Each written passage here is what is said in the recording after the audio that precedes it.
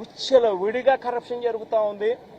పోలీసుల సమక్షంలో, పోలీసుల ఆధ్వర్యంలో మాఫియా ఫామ్ చేసి ప్రతి నియోజకవర్గంలో జరుగుతాం.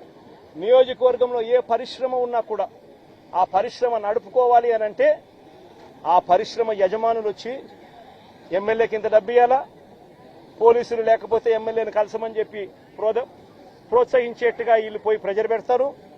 ఎమ్మెల్యే మనుషులు పంపిస్తారు, ఫ్యాక్టరీలో ప్రొడక్షన్ ఆగిపోతుంది. ఆ ఎమ్మెల్యేను పోయి యాజమాన్యం పోయి కలిసి ఆయనకు తులమో ఫలమో చేతిలో పెట్టాలా నెల నెల. అందులో ఆయన ఎమ్మెల్యే ఎంత పెట్టుకుంటాడు, డిఐజీ ఆధ్వర్యంలో పోలీసులకు ఇస్తాడు.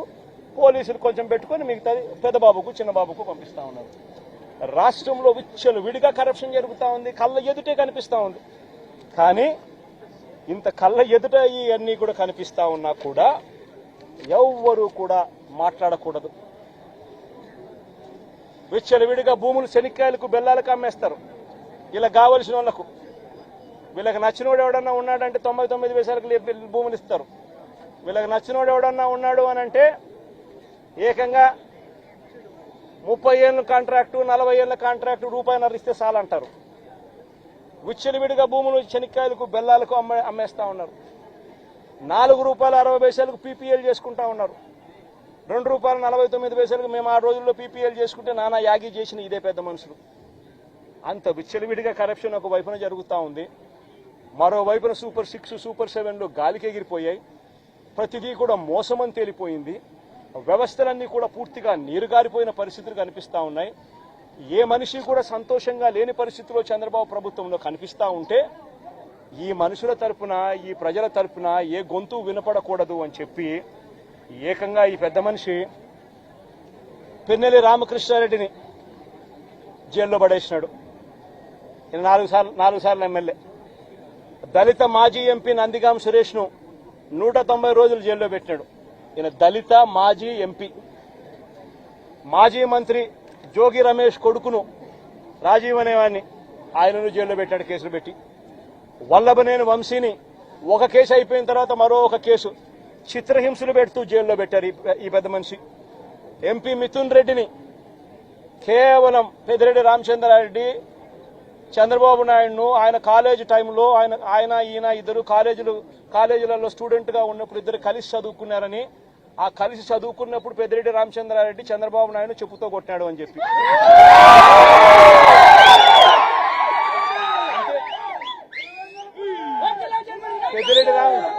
పెద్దిరెడ్డి రామచంద్రారెడ్డి చిన్నప్పుడు చేసిన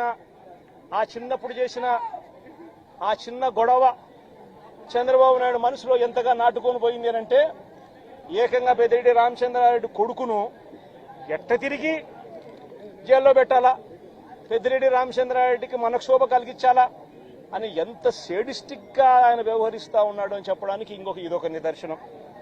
కాలేజీ టైంలలో గొడవలు జరుగుతూ ఉంటాయి, కొట్టుకుంటా ఉంటారు. పిల్లోళ్ళన్నా కొట్టుకోకుండా ఉంటారా? పిల్లోళ్ళన్నప్పుడు చంద్రబాబు నాయుడు ఉడుకు రక్తంలో ఉంటాడు, మా పెద్దిరెడ్డి రామచంద్రరాడు అన్న ఉడుకు రక్తంలోనే ఉండింటాడు. తపానాలు పీకింటాడు. ఏం తప్పేముంది? ఆ టైంలో జరిగింటాయి. ఆ జరిగిందని గుర్తుపెట్టుకుని సేడిజంగా ఇన్ని సంవత్సరాల తర్వాత కూడా ఆయన కొడుకును కూడా జైల్లో పెట్టించాలని చెప్పి ఇంతగా తాపత్రయపడతా ఉన్నాడంటే చంద్రబాబు నాయుడు, ఈయన మనిషిలోని విషం, ఈ మనిషిలోని రాక్షసత్వం ఎంతగా ఉంది అని చెప్పడానికి ఇదొక నిదర్శనం. మరొకరు చెవిరెడ్డి భాస్కర్ రెడ్డి. పాపం చెవిరెడ్డి భాస్కర్ రెడ్డి ఏం తప్పు చేశాడో నాకైతే తెలియదు. కేవలం ఆయన చంద్రగిరి కాన్స్టిట్యున్సీకి ఎమ్మెల్యే కావడం. ఇదే చంద్రగిరి కాన్స్టిట్యున్సీ చంద్రబాబు నాయుడు సొంత కాన్స్టిట్యున్సీ. ఇదే చంద్రబాబు నాయుడు సొంత కాన్స్టిట్యున్సీ చంద్రగిరిలో 1983లో 1978లో ఆయన కాంగ్రెస్ పార్టీలో మంత్రిగా ఉండి పోటీ చేసి 17,000తో ఓడిపోయినాడు చంద్రగిరి కాన్స్టిట్యున్సీలో 1983లో. ఆ తర్వాత ఆయన ఓడిపోయి మళ్ళా వాళ్ళ మామను కాళ్ళు పట్టుకొని గడ్డం పట్టుకొని మళ్ళా 1989లో తెలుగుదేశం పార్టీలో చేరి అక్కడ రాజ్యమేలి కుప్పం అనే నియోజకవర్గాన్ని, బీసీలు అధికంగా ఉన్న కుప్పం అనే నియోజకవర్గంలోకి వెళ్లి పోటీ చేస్తా ఉన్నాడు. ఈ చంద్రగిరి నియోజకవర్గం ఆయన చేతుల్లో నుంచి వెళ్లిపోయింది అని, ఈ చంద్రగిరి అనే నియోజకవర్గం ఆయన సొంత ఊరుంది కాబట్టి అక్కడ ప్రజలు చంద్రబాబు నాయుడు ఓడించినారు అని బాధ తట్టుకోలేక భాస్కర్ను వేధించి జైల్లో పెట్టించే కార్యక్రమాలు చేస్తా ఉన్నాడు. చివరికి భాస్కర్ ఒకడే కాదంట, భాస్కర్ కొడుకు మొన్న కంటెస్ట్ చేసినాడు. పాపం లండన్ నుంచి వచ్చినాడు పాపం ఆ పిల్లోడు కూడా మొన్న కంటెస్ట్ చేసిన ఆ పిల్లోని కూడా కేసులో పెట్టాడు.